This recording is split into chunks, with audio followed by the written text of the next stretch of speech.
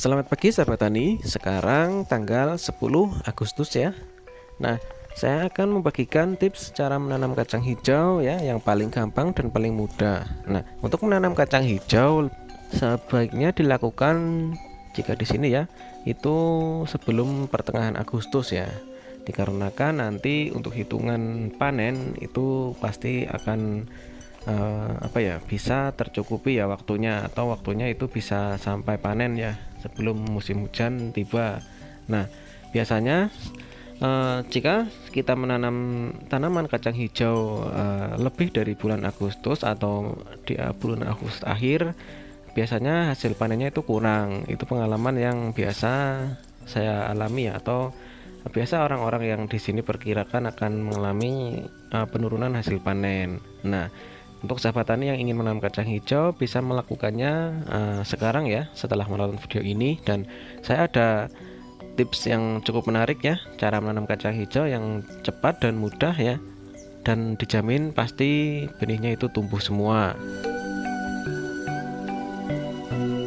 Nah, pada umumnya untuk menanam kacang hijau biasanya saya menggunakan kayu ya untuk melubangi tanah ya, dan kemudian diberi benih. Akan tetapi pada tips atau cara yang saya bagikan kali ini, saya akan membagikan cara yang lebih mudah, yaitu menanam di sela-sela retakan tanah seperti ini ya sahabat tani. Nah, apakah melakukan penanaman benih kacang hijau di sela-sela retakan tanah seperti ini bisa tumbuh? Jawabannya bisa ya sahabat tani. Namun ada catatannya, retakan tanahnya itu harus lebar dan juga dalam. Dan biasanya saya melakukan cara ini ketika mendapati tanah sudah keras ya, ataupun sudah tidak bisa kita lubangi secara manual menggunakan kayu ya. Nah, untuk cara seperti ini tergolong cukup mudah ya, dan juga menghemat tenaga karena kita tinggal memasukkan benih ke dalam sela-sela retakan tanah. Nah, sahabat tani, kemudian setelah kita selesai melakukan penanaman benih ya, dan disitu ada jerami bekas panen ya, kita sebarkan secara merata seperti ini ya. Usahakan kita sebarkan secara merata menutupi semua sawah ya. Nah, kemudian setelah kering kita akan bakar ya jerami itu.